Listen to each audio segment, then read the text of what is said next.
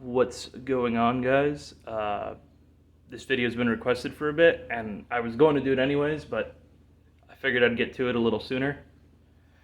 This is just going to be an overview on what I keep on my gun belt. Not really my load-bearing belt, that comes later, but this is what I'd be wearing with like a small chest rig, or like my Thing 2, for example, or like something a little bit more low profile, or I just wear it standalone.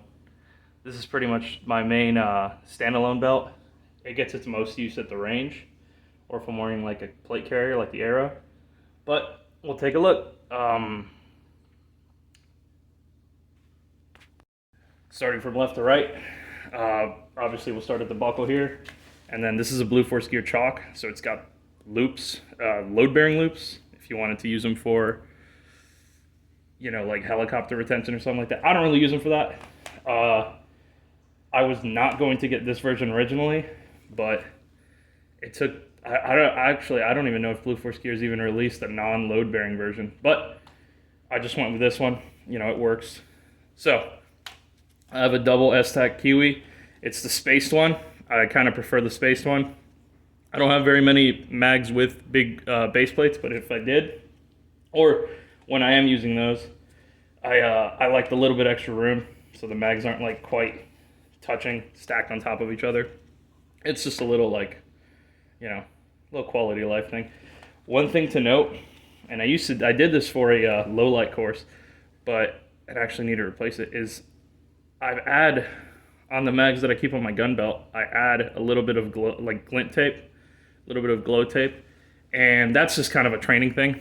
That's if I'm, you know, if I'm at a class, I can just kind of find my mags easier. It's not always on there. On this setup it is for the pistol mags, but it's not really a problem during, you know, during like regular use. And if I was doing some night vision stuff, I would probably just, and it wasn't training, I would just switch mags. But yeah, here you go, 2 Glock mags. Next to that are two more S-Tacs. This one for rifle mags. Some guys are big on one pistol, one rifle mag. I tend to do 2, just because I kind of treat this like your first, second, third line, and I'd rather have, you know, I don't really want to carry 3 rifle mags on here. So yeah, that's just kind of how I set it up. I like having 2 mags for my rifle. They're quick reload mags. They're kind of what I default to if I needed a quote-unquote speed reload. And if I'm wearing a carrier, doing like a shoot house or something. But yeah, so pretty self-explanatory. S-Tac Kiwis. Next to that, I have the Arbor Arms MFP. You can see there. And this pouch is about my most flexible. I know in my last video I spoke about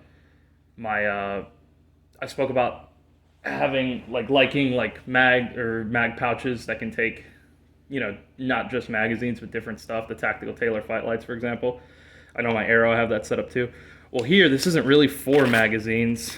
Right now I just have gloves in it, just so I don't lose them. But this carries anything from nods to acts like a GP pouch to, you know, like right now, just gloves, just for range use. I don't really use it like a dump pouch. If I'm using it, it's usually carrying something useful. In this case, it's just gloves, because I've been using this at the range more than anything. But I could, you know, my RNVGs fit. If you had 14s, they would fit.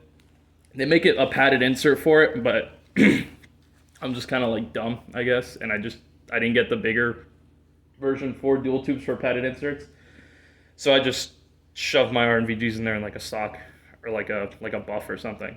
And then just hope that, you know, I don't land on them. But anyways, next to that, Blue Force Gear Micro Trauma Kit now. I had a hammock and I lost it. So this is a temporary fix. Just bungee cording a cat tourniquet to it. I would pull it out, but this thing's a pain in the ass to put back in. And yeah, if you wanted to know what's in there, all the contents of a Circ 2. Easy. I keep all this area slick.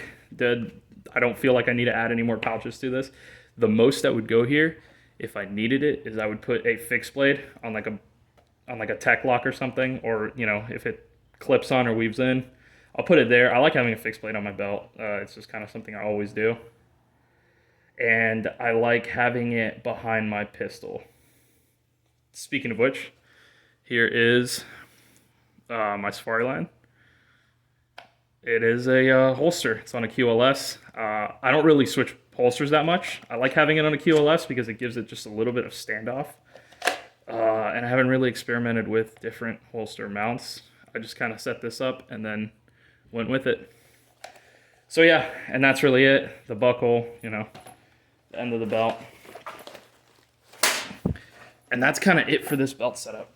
It is not a complicated setup at all. It's not really super exciting. Yeah, I think the most controversial thing on this is just how many mags I'm carrying.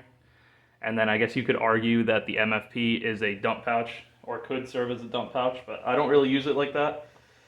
I mean, I could if it was empty and I needed to stuff mags somewhere and I wasn't shoving them down the front of my shirt, but yeah, that's kind of it. This is kind of a quick one. All right, take care.